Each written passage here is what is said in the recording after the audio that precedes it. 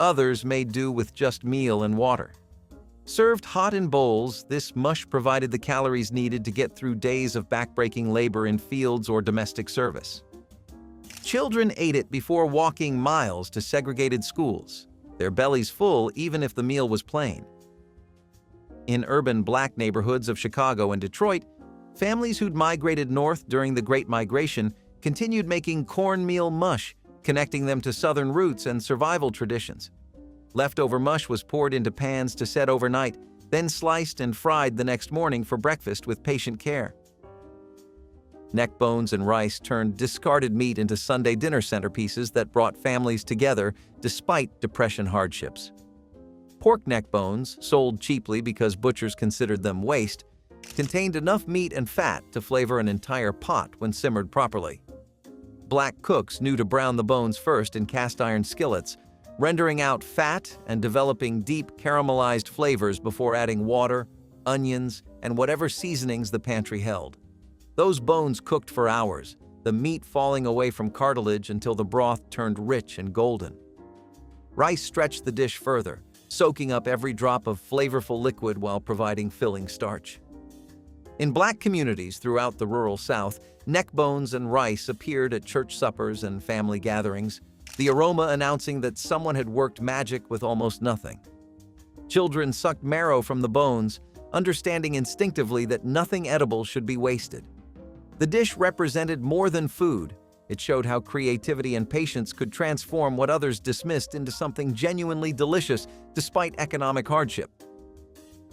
Dandelion green salad came straight from vacant lots and roadsides where free food grew abundantly if you knew what to look for.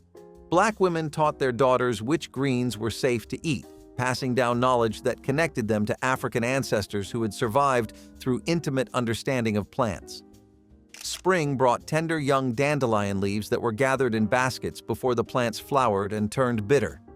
These greens were washed repeatedly to remove grit, then torn by hand and dressed simply with vinegar, salt, and maybe a drizzle of bacon grease if available.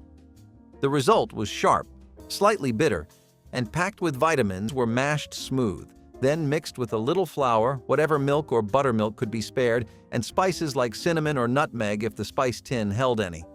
This mixture was poured into simple pastry crusts made from lard and flour, then baked until set. The result wasn't as sweet as modern pies, but it carried deep, earthy flavors that spoke of autumn harvests and survival through winter.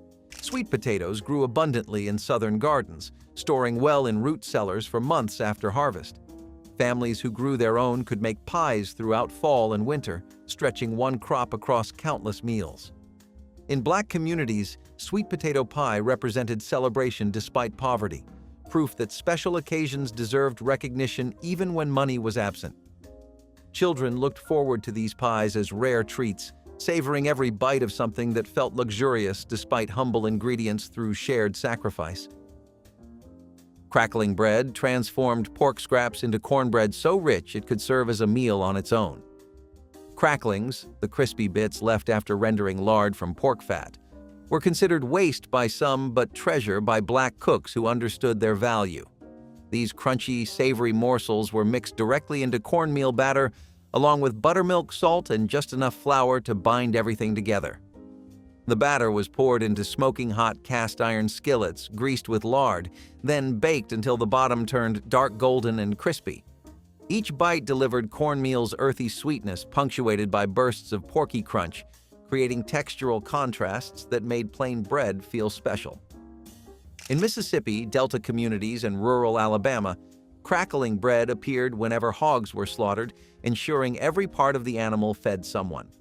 The bread was substantial enough to be breakfast, lunch, or dinner, often eaten with nothing but a glass of buttermilk or pot. You guys know that I'm an AppLovin Defender. We'll give you $5,000 in credit if you spend $5,000. I probably spent $4 million of my own money on AppLovin ads in Q4, and I was spending $250 grand a day. It was matching Facebook ad spend. It is liquor from greens.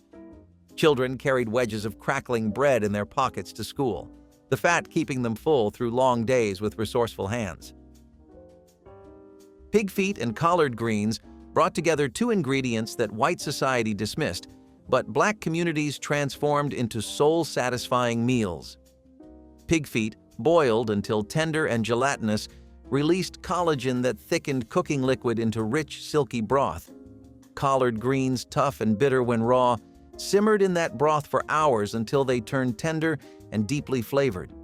The combination created a pot of food that could feed 8 people for under 50 cents during Depression years. Black cooks added vinegar and hot peppers to cut through the richness, creating layers of flavor that made each bite interesting despite simple ingredients. In sharecropping communities, this dish appeared regularly because both ingredients were readily available. Pigs provided feet even when better cuts went to landowners, and collards grew abundantly in gardens. The pot liquor left behind was considered as valuable as the greens themselves, sopped up with cornbread or saved for cooking rice. Children learned to appreciate pig feet's unique texture, the meat slipping off bones and the skin turning silky after long cooking despite crushing poverty. Pone bread rose as the emergency staple when there was nothing in the house but cornmeal and water.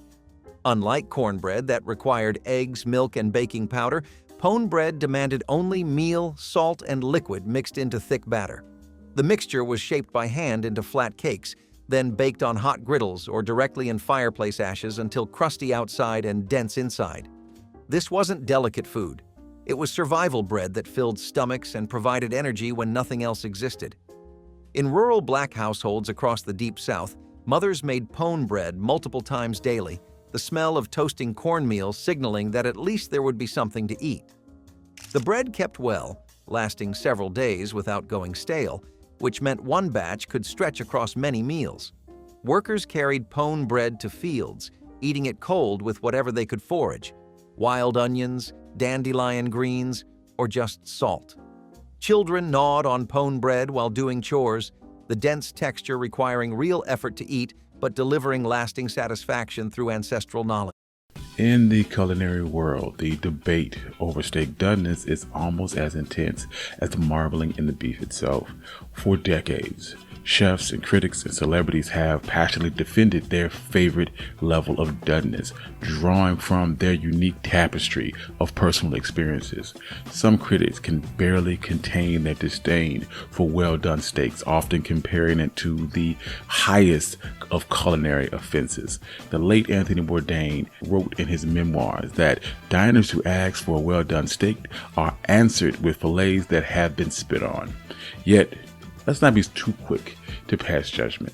The preference for a well-done steak is not a culinary crime. In fact, many people genuinely savor the leather-like texture and flavor throughout a well-cooked steak.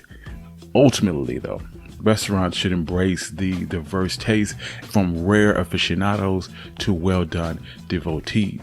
So this brings us to how Black folks became associated with I had a car draining the battery overnight. Everything looked normal, but something was pulling power. well-done steaks. And if you like stories like this, you can find more stories like OneMikeHistory.com. If you like to support the channel,